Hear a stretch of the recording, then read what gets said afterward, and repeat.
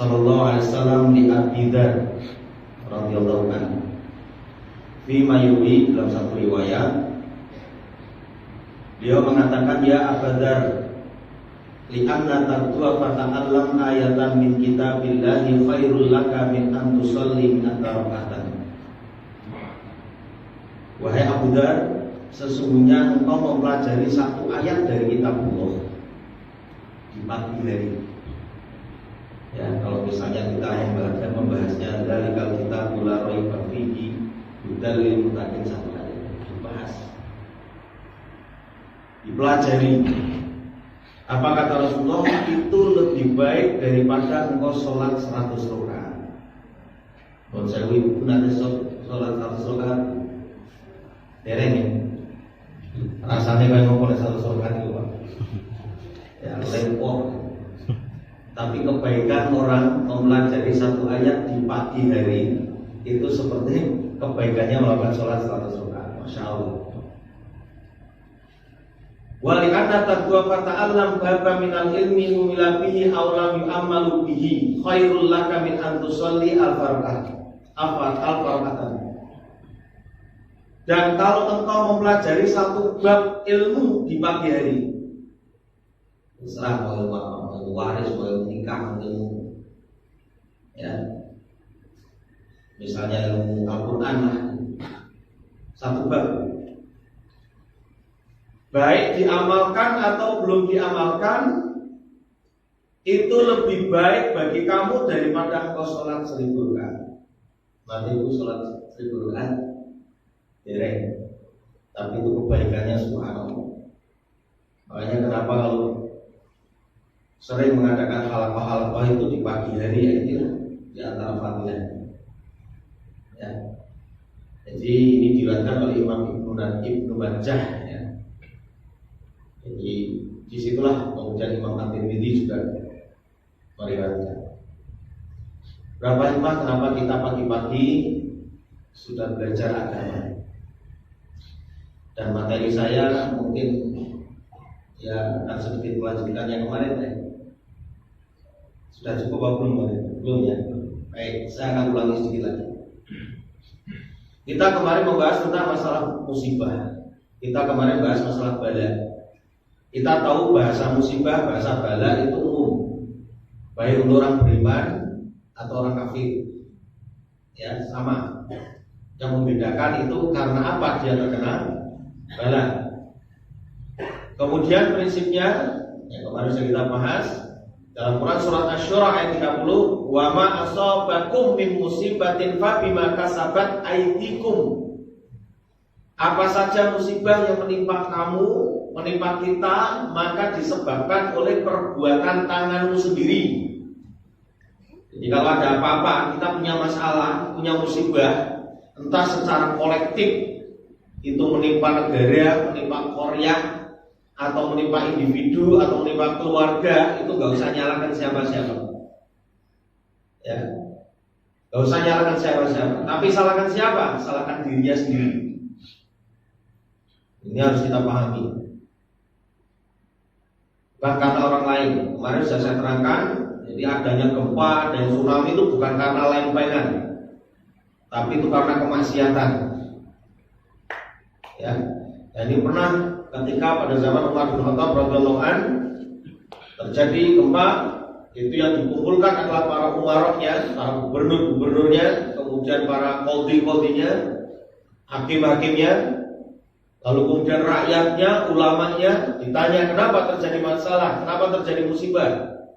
Rupanya ada anaknya pejabat yang dia berzina lalu tidak dihukum dengan hukum Allah, tidak dihukum dengan hukum Islam, tidak dihukum dengan semestinya. Jadi kalau kemudian di sini tidak menghukumi dengan apa yang telah menjadi ketetapan Allah, lalu kemudian Allah turunkan azab di mana-mana, ya sudah menjadi suatu kewajaran. Itu sudah menjadi satu keniscayaan pasti. Ya, kemarin sudah saya sampaikan karena apa? Ini disebabkan karena kufur terhadap nikmat. Jadi musibah itu disebabkan karena kufur nikmat. Ya, la in syakartum la azidannakum. Kalau kamu bersyukur atas nikmatnya Allah, maka Allah akan tambah nikmatnya. Jadi yang namanya gemaripah, loh jinawi, toto-toto, karto, harjo, itu akan kita dapatkan manakala nikmatnya Allah itu disyukuri. Ya, kalau tidak ada, wes itu pasti rumusnya begitu. Sekarang kita lihat bagaimana cara mensyukuri kemerdekaan. Harusnya bagaimana coba? Kemarin saya katakan rukun syukur itu ada di 3. Kita mengakui bahwa itu adalah dari Allah Subhanahu wa taala. Ya. Kita mengakui bahwa kemerdekaan itu dari Allah. Al-iqraru bin ni'mati batinan. Secara batin mengakui dan itu sudah diakui. Atas berkat rahmat Allah yang Maha Kuasa, yang Maha Esa, ya kan? Itu sudah jelas. Kemudian apa? Karena merdeka kita mengucapkan alhamdulillah. Rukun yang kedua. Rukun yang ketiga, karena tiga-tiganya harus dilaksanakan. Kalau tidak, maka tidak dikatakan la yakunu syukran illa bimadzumiha. Tidak dikatakan syukur kalau tiganya ini tidak berjalan bareng. Yang ketiga ini yang kita nggak bisa ngamalkan. Wal isti'anatu biha ala ta'atillah. Apakah kemerdekaan ini yang diberikan oleh Allah kepada bangsa ini itu semakin dekat kepada Allah nanti? Coba kita perhatikan. Ya, ketika kita ikut tanggal 17, bersyukurnya dengan cara apa? Penengan Jambi. Itu dalam rangka mendekatkan Allah apa bukan? Mendekatkan diri kepada Allah bukan? Bukan. Berarti kan sudah jelas nih, syukurnya tidak benar. Ya kan? Terus apa lagi? Goyang. Orang bilang namanya dangdutan. Syukur apa kufur? Kufur. Nah, kalau kufur berarti ya ada. Pasti. Ya. Adabnya nanti, maaf ini adabnya itu bisa menimpa itu pribadi, akan menimpa pribadi. Entah anak itu anak jatuh, bojone orang bersyukur, jalukan. Ya. Ketika itu rusak mene, orang, jasa muda, kelompok muda, sampai di kerja orang pecos, mana bilang naik sampai. Kata nopo sampai itu. Boten nggih. Boten mriki ibu solihah. Nek diparingi bojone alhamdulillah. Mulai saiki nek diparingi bojone apa wae, pira wae alhamdulillah. Sebab apa Rasulullah mengatakan khairun nisa'i allati idza aqaita syakarat. Sebaik-baik wanita itu kalau diberi oleh suaminya itu dia bersyukur. Ya, wa idza haramta sabarat, kalau tidak dikasih dia sabar.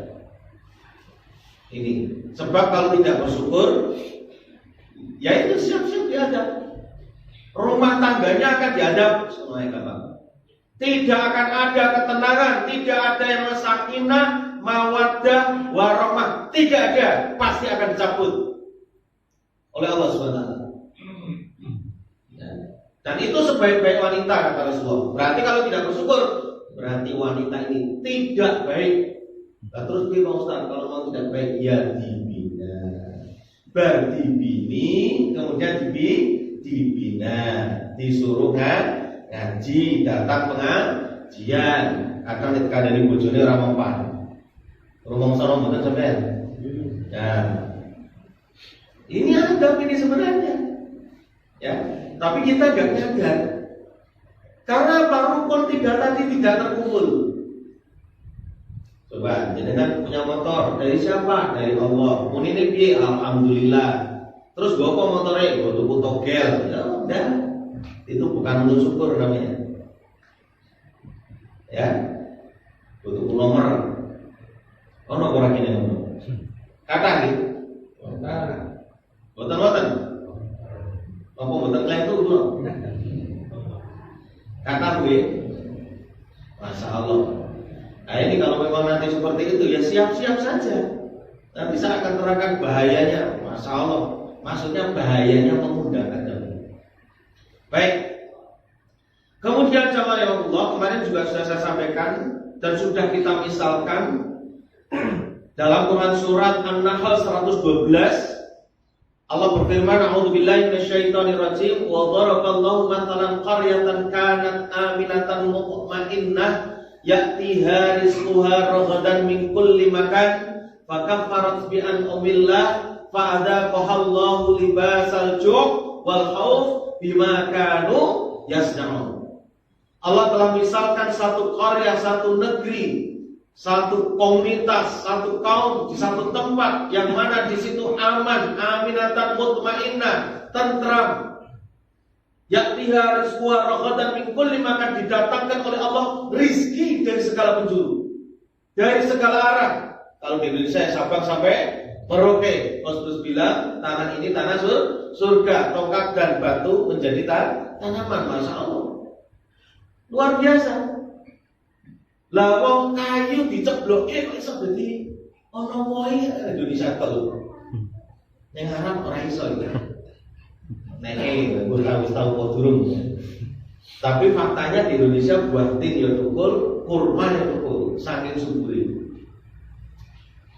Allah datangkan rezeki dari segala penjuru, melimpah ruah dari segala tempat.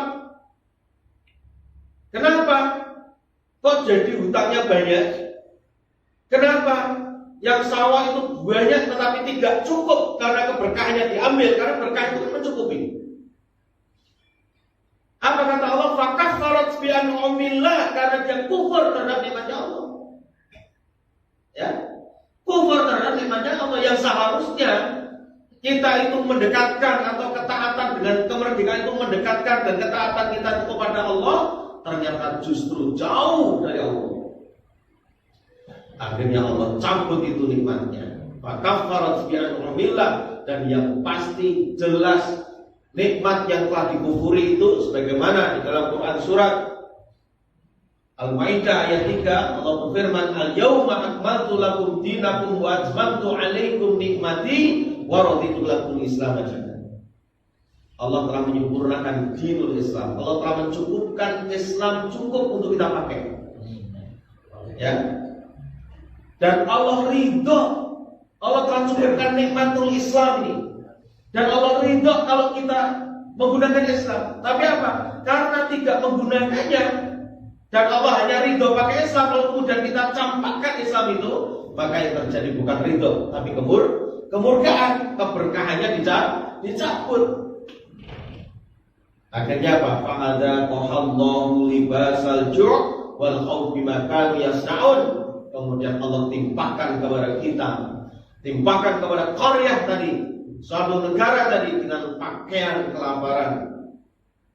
Ya, sawah yang begitu luas, yang seharusnya produksi beras itu cukup untuk negerinya. Apa yang terjadi? Impor. Ini menunjukkan bahwa kita ini dalam kelaparan, ketakutan, harga-harga naik, takut kalau tidak bisa beli. Kenapa? Ya karena kita sebagai masyarakat umum ini tidak dididik punya keyakinan yang kuat. Maaf ya Pak ya, ibu-ibu non sewu, kalau bahasa saya, bensin mau naik, gas mau naik, tidak peduli. Ya, listrik naik tidak peduli. Kenapa? Karena Allah mesti tetap biayai. Kalau rakyat itu dididik begitu, ya nggak ada masalah. Naik itu nggak ada masalah. Persoalannya nggak dididik. Sehingga kenaikan itu suatu hal yang berat. Ini terlepas dari masalah ini benar dan tidaknya ketika menaikkan ya. Terlepas dari itu. Tidak ada urusan. Beberapa kemarin bagian kasir bilang, kenapa kamu kok naik nih listriknya? Wah nggak ngerti, pokoknya mungkin bayar mahal. Gas naik bulan-balik, ya udah apa-apa. BBM naik lah masalah. Kenapa? Pada hakikatnya Allah itu pasti mencukupkan. Ya karena memang tidak dididik untuk bersyukur. Ya akhirnya yang terjadi apa? Keresahan. Itulah ketakutan-ketakutan yang muncul disebabkan karena kufur terhadap nikmat. Makanya disebutkan sebagai penutup ayatnya bima kanu yasna'un, disebabkan karena perbuatannya sendiri. Bapak-bapak, ibu-ibu yang dimuliakan oleh Allah, inilah yang perlu saya ulangi beberapa waktu yang lalu. Kemudian perlu kita pahami bahwa bala dan musibah itu ada dua sebab. Bala itu disebabkan karena iman. Ya, bala itu disebabkan karena iman, dan ini sudah menjadi sunnah Allah. Untuk apa bala diberikan kepada orang beriman? Untuk membuktikan benar dan tidaknya keimanan. Sebagaimana Allah berfirman dalam Quran surat Al-Ankabut ayat 2 dan 3, A'udzubillahi minasyaitonirrajim, ahasiban nasu ayyutraku ayyaqulu amanna wa hum la yuftanun. Apakah manusia itu mengira bahwa ketika dia mengaku beriman kepada Allah dengan perkataan saya beriman kepadamu ya Allah, atau dia beramal iman lalu kemudian Allah akan biarkan saja tidak diuji? Ya. Ayat selanjutnya Allah berfirman, walaqad fatanna alladziina min qablihim fala ya'lamanna Allahu alladziina shadaqu wa la ya'lamannal kadhibin. Sesungguhnya Allah telah menguji orang-orang sebelum mereka, sebelum kita. Kalau ayat ini dibaca pada saat Rasulullah membacanya, maka sebelum Nabi Muhammad SAW sudah ada orang-orang yang teruji. Ya, teruji karena apa? Karena imannya. Jadi kalau ibu-ibu yang tadinya nggak pakai jilbab, nggak nutup aurat, lalu kemudian menutup aurat, itu akan diuji oleh Allah. Minimal omongan, pemayu saya ini, itu minimal. Saya maunya senangnya jagungan, semarang jagungan nih, cangkruan barang, cangkruan harus terjadi. Jagungan, cangkruan itu, dugem tuh. Ini tamling, gitaran, begitu sudah mulai jadi aktif ke masjid, ya, saya mau nyekel gitar dan nyekel Quran, itu yang akan diuji, diomongi. Saya mau nerang jenggot, pengen jenggotan itu diomongi. Kenapa? Ya karena imannya tadi. Jadi setiap iman itu akan diuji oleh Allah SWT. Untuk apa? Untuk membuktikan apakah dia benar imannya atau tidak. Kalau yang tadinya tidak menutup aurat, kalau kemudian dia berubah menutup aurat, terus diomeli orang dia tetap istiqomah, maknanya dia lolos dulu. Ya, nanti dia akan diuji lagi dengan yang meningkat lagi. Terus begitu. Ya. Karena ujian-ujian bagi orang beriman itu juga sebagai penebus dosa. Menebus kesalahan-kesalahan masa lalu. Makanya kalau ada orang diuji karena imannya belum selesai-selesai, barangkali memang dosanya lupa, bisa ukur. Padahal dikai loro itu orang mari-mari itu ya karena dosanya belum habis. Sikapnya bagaimana? Insya Allah nanti mudah-mudahan nyampe waktunya. Ya. Untuk apa? Untuk membuktikan apakah betul pengakuan imannya, ya. Wala ya'lamanna Allahu alladziina shadaqu wa la ya'lamannal kadhibin. Ya, apakah nanti Allah juga akan tahu dia itu hanya pengakuan saja, saya beriman. Ya, saya mau pakai aurat, saya tutup aurat, saya mau pakai jilbab. Begitu ada orang ngomong itu kok kita elek mau nganggo jilbab, itu langsung dilepas lagi. Itu berarti nggak kuat. Ya, nggak kuat. Baik, yang kedua, musibah itu karena meninggalkan perintahnya Allah SWT atau maksiat. Ini dicontohkan di dalam salah satu kisah, yaitu di perang Uhud. Ya, di perang Uhud, di mana di situ ketika terjadi banyak korban, ya, banyak korban, ada beberapa sahabat bertanya, ya, dengan kalimat, dari mana ini datangnya kalahnya? Ya, kuntum anna hadza asabtum qad asabtum mithlaiha kuntum anna hadza. Dari mana ini datangnya musibah ini? Allah menjawab, qul huwa min indi anfusikum. Ini disebabkan karena ulah kamu sendiri. Ketika Allah perintahkan jangan turun dari Bukit Uhud sebelum selesai semuanya. Begitu ketok menang, ya kelihatan mau menang, kemudian pasukan itu tuh turun. Ya, kemudian pasukan orang-orang kafir waktu itu dipimpin oleh salah satunya yang kemudian masuk Islam, Khalid bin Walid ya. Nah, mengambil alih. Jadi turunnya ini karena tidak ya mengikuti instruksinya Nabi Muhammad SAW. Jadi tidak mengikuti instruksi komandan, tidak mengikuti instruksi Nabi, itu bisa menyebabkan musibah. Apalagi tidak mengikuti instruksinya Allah. Ini perlu kita pahami. Jadi musibah-musibah yang menimpa kita ini disebabkan karena kita tidak mengikuti perintahnya Allah.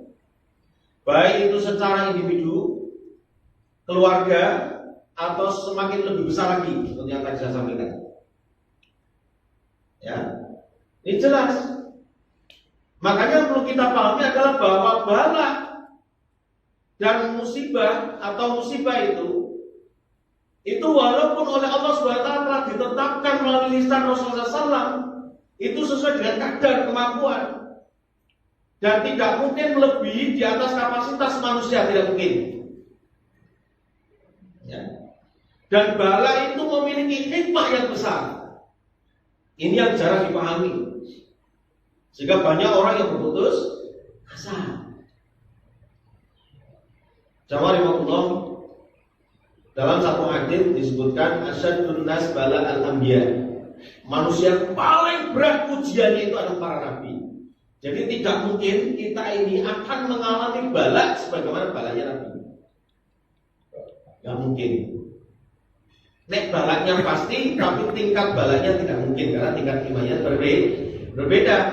Sumbal amsal fal amsal. Kemudian yang derajatnya di bawahnya nabi, kemudian yang derajatnya di bawahnya lagi. Nah kita tuh derajatnya tuh di bawahnya Nabi sing 14 abad kemudian akhir zaman. Ya kan? Akhir zaman. Misalnya duneke Islam kok koyo ngono, kok kowe radikal, kowe langsung orang-orang di masjid. Nah itu berarti balanya kalah. Ya. Seperti itu masih lesan. Belum seperti Nabi. Nabi itu bagaimana coba? Ya, diusir, ya kan? Kalau dalam Quran surat berapa itu? Al-Anfal ya, ayatnya 30 itu sangat jelas sekali. Orang-orang yang menerangkan tentang ilmu tauhid dan orang-orang yang beramal tauhid, maka pada hakikatnya dia pun akan mengalami balak yang sama sebagaimana Nabi, walaupun tingkatan balaknya berbeda. Ya, Allah berfirman, "A'udzubillahi minasyaitonirrajim." Wa in yamkuru bikal ladzina kafaru liyuthbituka aw yaqtuluka aw yukhrijuk wa yamkuruna wa yamkurullah wallahu khairul makirin. Ingatlah ketika orang-orang kafir di saat Nabi itu siapa yang tidak suka dengan imannya Nabi Muhammad? Ya orang kafir. Orang kafir Quraisy itu selalu berpikir bagaimana caranya menangkap Nabi, memenjarakan Nabi, membunuh Nabi, dan mendeportasi Nabi, usir. Bahasa kita deportasi Pak sekarang. Ya. Jadi orang kafir itu tugasnya begitu. Sejak dulu, sejak zaman Nabi sampai sekarang. Maka jangan heran kalau ada persekusi terhadap orang yang beriman, terhadap ustaz, terhadap kiai. Gak heran karena ayatnya sudah jelas. Ya, ketika mereka itu jujur menyampaikannya, maka yang terjadi adalah ayat ini. Ini dilalui oleh nabi-nabi sebelumnya. Kalau jenengan baca juga di dalam Quran surat Al-A'raf ya. Al-A'raf itu Quran surat nomor berapa? Nomor 7. Yang jenengan tahu ayatnya 59. Ini adalah kisahnya Nabi Hud. Nabi Nuh, yang Nabi Hud 65-66. Allah berfirman begini, A'udzubillahi minasyaitonirrajim. Laqad arsalna Nuhan ila qaumihi faqala ya qaumi ibudullaha ma lakum min ilahin ghairuh. Inni akhafu alaikum adaba yaumin azim. Sesungguhnya telah Allah utus Nuh kepada kaumnya. Apa kata Nabi Nuh kepada kaumnya? Ya qaumi ibudullaha ma lakum min ilahin ghairuh. Wahai kaumku, mengabdilah kepada Allah. Jangan kamu mengabdi kepada yang lain selain Allah. Aku takut kalau nanti kamu akan ditimpa azab yang besar.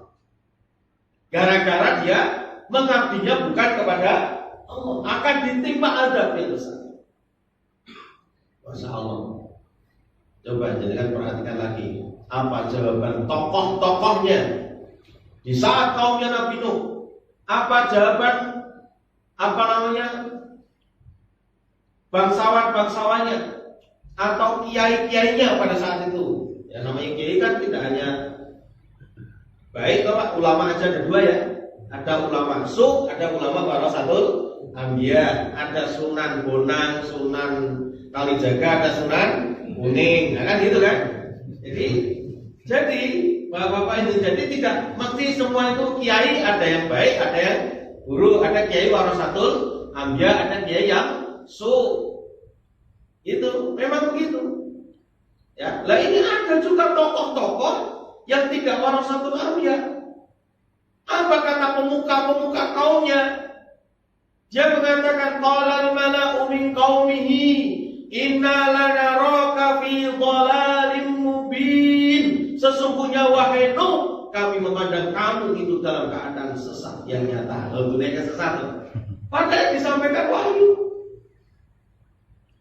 Jadi kalau jenengan menyampaikan wahyu dari Allah SWT, menyampaikan Quran, lalu kemudian ada orang mengatakan, wah ini kuno yang zaman utai, itu wajar. Ada orang-orang yang mengatakan begitu. Siapa yang mengatakan? Bukan orang bodoh, bukan orang bawahan, bukan rakyat biasa, tapi tokohnya. Ya, ini menjadi sunatullah. Kita kasih contoh lagi. Ya. Yaitu tadi siapa? Nuh ya, sekarang Nabi Hud. Dalam surat Al-A'raf ayat 65.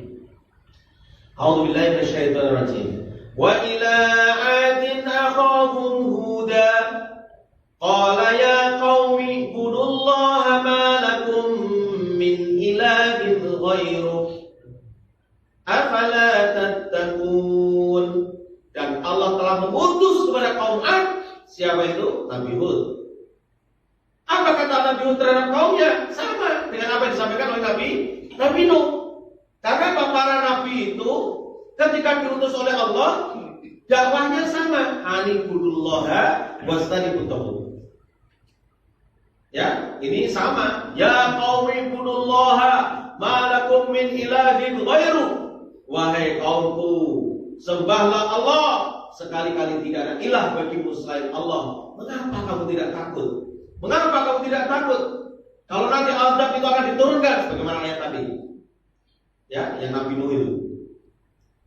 Apa kata tokoh-tokohnya? Qala al-malakul ladzina kafaru min qaumi.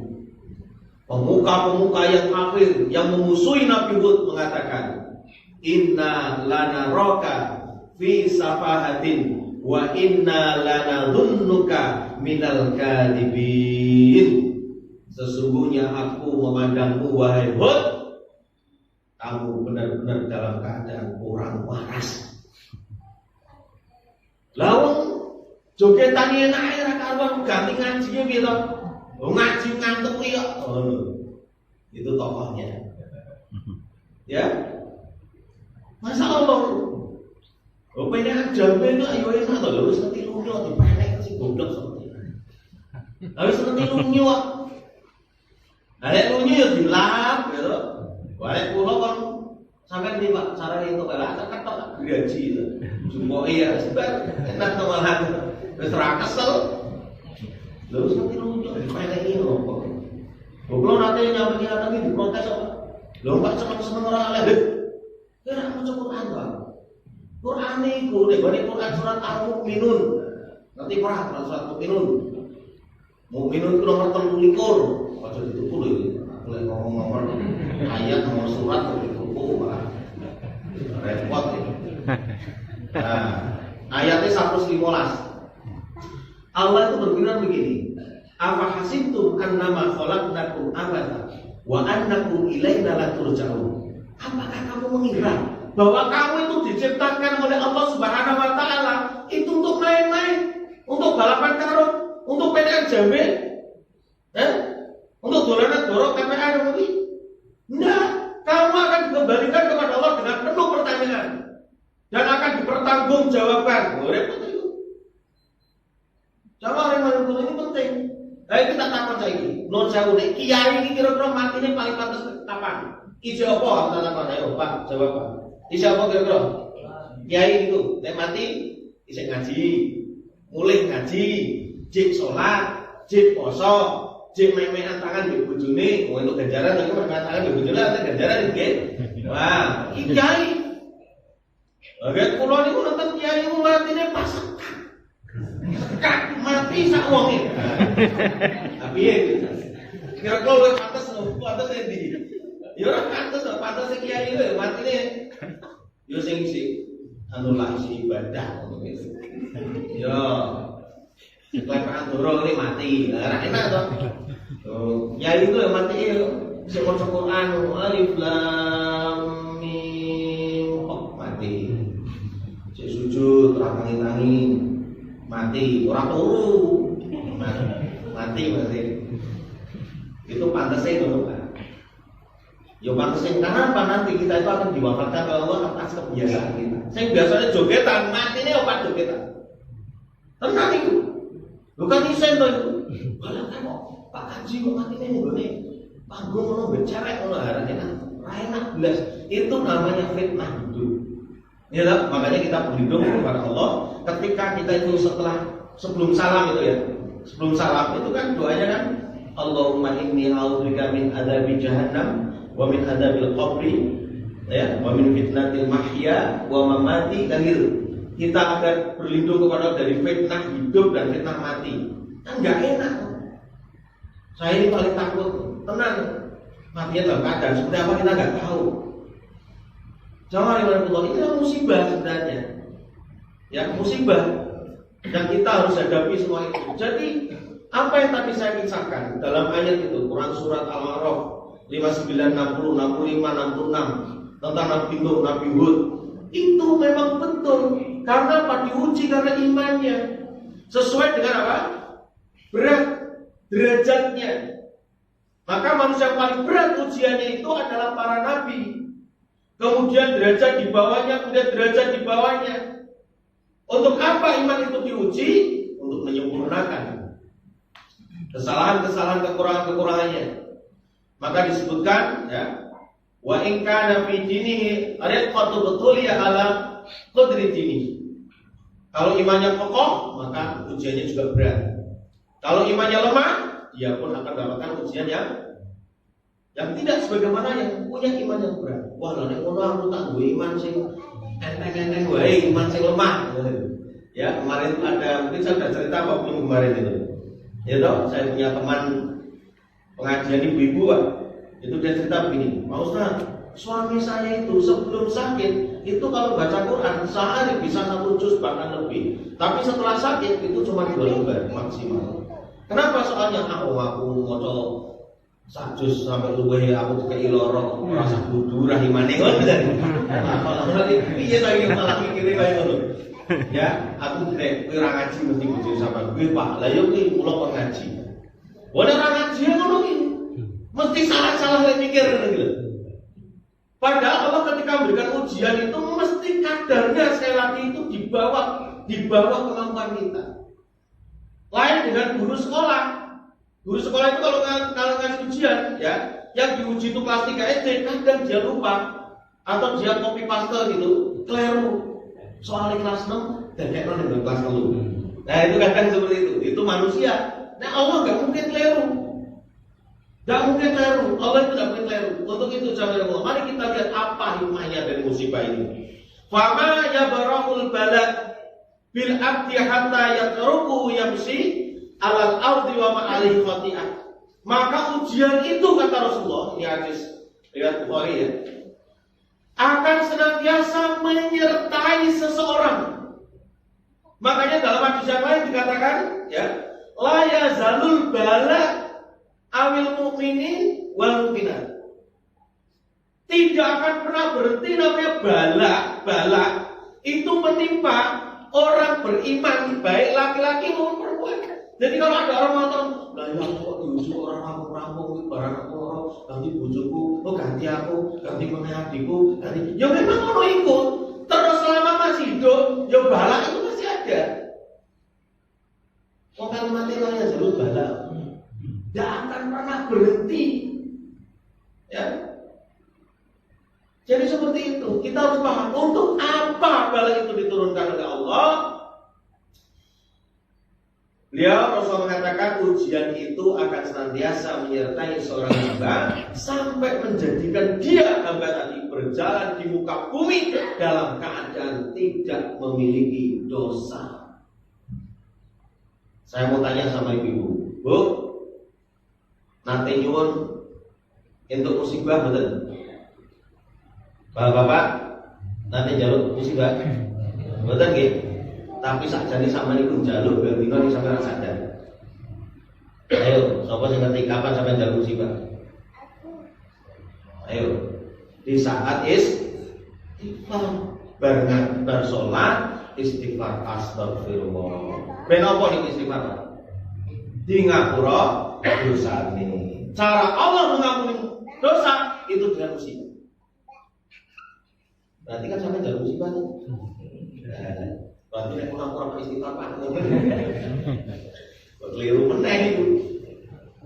Ya, ada seorang perempuan Pak, ibu-ibu itu tanya sama saya begini, Mas, walaupun dia ibu-ibu manggil saya Mas. Karena istri saya itu ponakannya. Begini, Mas, saya mau tanya. Bulan lalu saya dioperasi payudara saya. Minggu kemarin saya jatuh di kamar mandi. Padahal saya sholat, saya puasa, saya zakat, saya sholat malam, saya sedekah. Waduh, ya, Masya Allah. Apa? Waktu itu saya bilang, ya itu tadi, menurut saya dengan sholat betul, iya. Setelah sholat yang dibaca apa? Istighfar. Buat apa istighfar? Minta ampun. Itulah cara Allah mengampuni sampean. Lalu dalam ampunan baru dikai malah telur. Jadi mudeng berarti yang mau istighfar ini bakal diampuni dengan cara seperti itu. Ya, ini harus mudah nih kita nih sekarang. Jadi istighfar berarti siap untuk bala. Mulai, ya Pak ya. Oke, baik. Jadi bala itu sebenarnya bagi orang beriman bisa menjadi ampunan. Bagi orang kafir bisa jadi, atau orang maksiat bisa menjadi apa? Peringatan, sehingga dia kembali kepada Allah atau dia tambah kekufurannya. Ya, tapi kita tidak menyadari. Sehingga ketika kita itu, Masya Allah, kemarin sudah saya sampaikan barangkali salah satu hadis Rasulullah SAW. Kalau saya tanya, ibu-ibu pengen punya suami bagaimana? Ibu pengen punya suami yang soleh. Yakin? Ya. Nanti saya tanya bapak-bapak pengen punya istri yang seperti apa? Solehah. Betul? Ya. Orang tua pengen punya anak seperti apa? Soleh, solihah. Yakin? Ya. Baik. Nabi mengatakan, inna solihina yusaddadu alaihim. Orang soleh itu, kata Nabi, akan menghadapi kondisi-kondisi yang berat. Kadang orang itu kerjaan, suwe kalau kerjaan. Nah, tapi soleh. Kondisinya berat. Kadang sehari makan, kadang sehari tidak. Ya lah. Saya pernah bicara sama anak saya waktu itu, kamu tak kasih tahu ya, namanya orang soleh itu kondisinya berat. Orang soleh itu tidak seperti yang kita gambarkan, ganteng, ya kan? Punya mobil, punya kerjaan, gajinya besar, sehat, terus dah. Orang soleh itu kadang-kadang wireng, pesek, nganggur sisa, tapi hafal Quran. Itu kadang soleh. Belum gini misalnya sampai dalam itu ketika kayak ngono tuh Quran. Boten nggih. Nah, berarti ngampus itu. Jadi jalur iki anaknya Pak Dito ini soleh, ya. Tapi ternyata dalam keadaan yang tidak kita kehendaki, itu disebut soleh yang tidak kita kehendaki. Nah, repot itu. Kita itu minta sendiri, begitu Allah mau kasih kita nggak mau. Yang kurang ajar siapa? Ya kita, gitu. Allah itu selalu memberikan yang terbaik. Selalu memberikan yang terbaik. Innallaha thayyibun. Allah itu maha baik. Sudah, nggak mungkin nggak baik, pasti baik.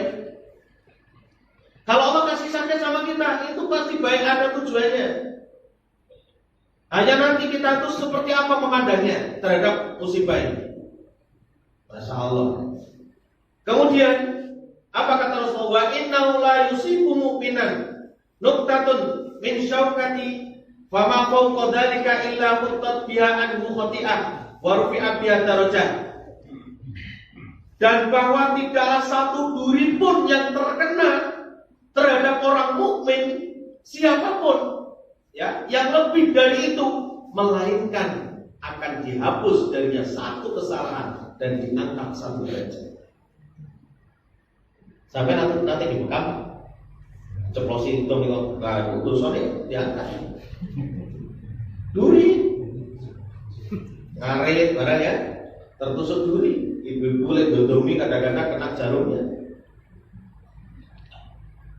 Jangan memang begini maksud saya. Jadi dosa itu mengakibatkan adab.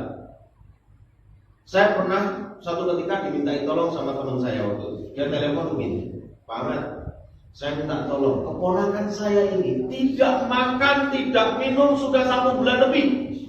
Di rumah sakit Karyadi sudah setengah bulan. Di rumah sakit Islam Kendal juga setengah bulan. Kenapa nggak bisa makan? Kenapa nggak bisa minum? Itu mulutnya berkerak, tahu bergerak? Kena yang kayak apa itu? Namanya apa? Orang berloro itu, terus korengan, ya Pak ya? Kena korengan. Bukan sariawan. Kalau sariawan masih bisa makan, ini nggak bisa. Nutup. Masya Allah waktu itu. Nggak bisa minum. Jadi dia makannya melalui infus. Anak SMP kelas 2. Nah, saya datang, yang saya obati bukan anaknya. Yang saya obati siapa? Ibunya. Rupanya setelah diselidik, ibunya ini, ya maaf ini, ibunya ini suka ngomelin orang.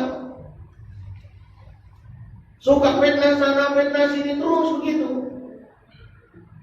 Dari kemaksiatan ibunya inilah Allah hukum melalui anaknya. Makanya sebelum saya ngobat ya, maaf ya kalau kita punya masalah seperti itu, coba introspeksi aja bapaknya. Karena apa? Ulama salaf mengatakan sungguh kemaksiatanku itu berpengaruh terhadap keluarga dan tungganganku. Masya Allah. Jadi kejadian-kejadian yang ada pada keluarga kita ini disebabkan karena itu. Sebelum saya obati anaknya, ibunya saya nasihati mau berubah enggak, mau tobat enggak. Tapi sudah bakal obat. Syaratnya obat itu di rumah.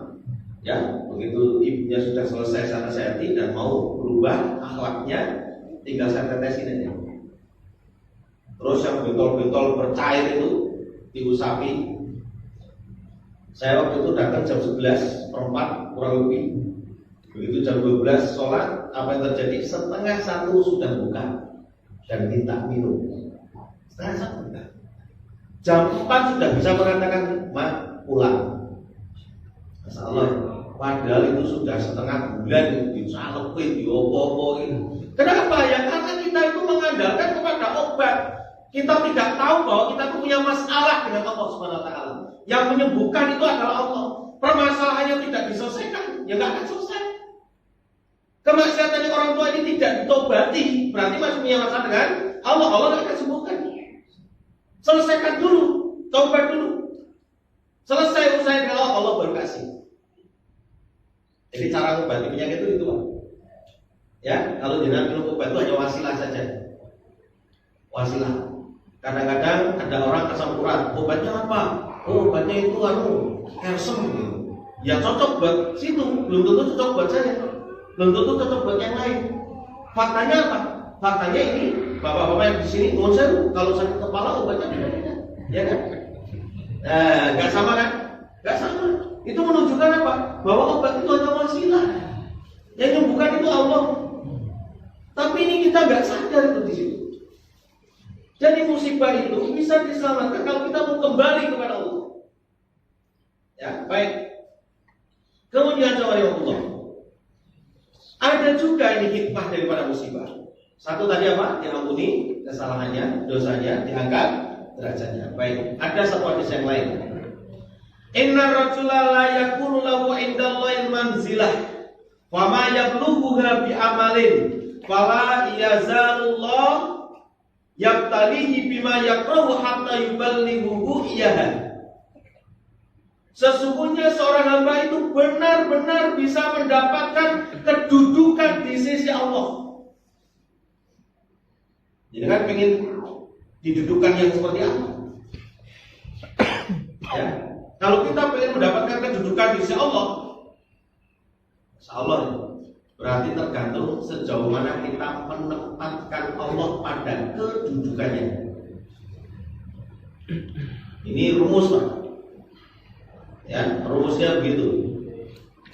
Ada satu riwayat ya dari Imam Al-Hakim dan Imam Al-Baihaqi dalam kitab Syu'abul Iman, dan Al-Mundhiri mengatakan hadis ini hasan. Maka yuhibbu ayya'lamu manzilatahu indallahi falyanzur kaifa manzilatallahi indahu. Fa innallaha yanzilul abdi minhu haitsu anzalahu min nafsihi. Barang siapa yang ingin tahu kedudukannya, tempatnya di sisi Allah, maka lihatlah tempat Allah di sisinya. Allah itu di nomor berapa? Kalau kita sakit menempatkan obat nomor 1, kalau kita kerja menempatkan ikhtiarnya nomor 1, dan Allah di nomor sekian kan, maknanya apa? Disitulah nanti kita akan ditempatkan oleh Allah kedudukannya. Kalau kita menempatkan Allah itu kedudukannya di nomor 1, ya. Di sini dikatakan karena sesungguhnya Allah itu menempatkan kedudukan seorang hamba ini di sisinya sesuai dengan menempatkan Allah di sisinya itu sejauh mana.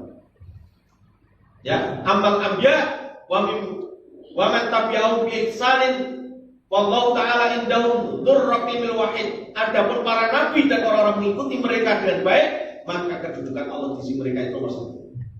Orang sakit mendudukan Allahnya di mana? Nomor berapa? Nomor 1 atau maaf, kesekian. Kebanyakan orang ketika sakit itu Allah didudukan bukan nomor 1, obat yang nomor 1, dokter yang nomor 1. Aku orang dokter darah mari, bukan Allah. Aku orang obat itu orang mari, itu bukan Allah lagi. Makanya jawab Allah, ketika kita itu pengen tahu kedudukan kita, sejauh mana kita itu mendudukan Allah. Makanya tadi yang hadis yang disebutkan, sesungguhnya seorang hamba itu benar-benar bisa mendapatkan kedudukan di sisi Allah, dan dia bisa mencapai kedudukan itu bukan karena amalannya, bukan karena amalannya dilakukan, bukan. Kadang-kadang orang mendapatkan kedudukan yang baik di sisi Allah itu bukan karena amalannya, tapi karena apa? Tapi karena Allah terus mengujinya. Dan apa dengan apa yang dia tidak suka. Begitu bojo ayu, itu elek, tapi solihah, sabar dia, sak matinya diopeni gitu. Masya Allah. Ya, itu elek, tapi solihah. Mulai di bojo itu rasa ayu-ayu. Yang elek untuk awet elek, tinggal mati untuk awet. Orang itu kempek. Masya Allah. Jadi Allah itu terus mengujinya dengan apa yang tidak dia sukai. Bisa jadi istrinya, bisa jadi anaknya, bisa jadi pekerjaannya, bisa jadi kondisi hidupnya tidak disukai, tapi dia sabar sampai mengantarkan kepada kedudukan yang tadi disebutkan, kedudukan yang tinggi di sisi Allah SWT. Apa kata penulis buku ini saya ambil, saya kutip kalimatnya penulis buku ini, wahadihi sunnatullah. Ini adalah sunnatullah. Ya, Masya Allah. Jadi zaman Allah pernah suatu ketika Rasulullah SAW itu masih duduk bersama para sahabat. Ini saya mau tanya sama sampean. Jajal sampean jawabannya apa? Saya kira sama dengan para sahabat, ya.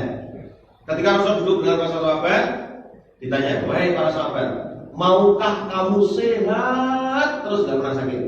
Coba sahabat mau apa? Apa jawabannya? Ya, ya kan? Mau ya Rasulullah gitu. Para sahabat jawabannya kode kok sampai. Wah, masalah sama dengan jatah ya.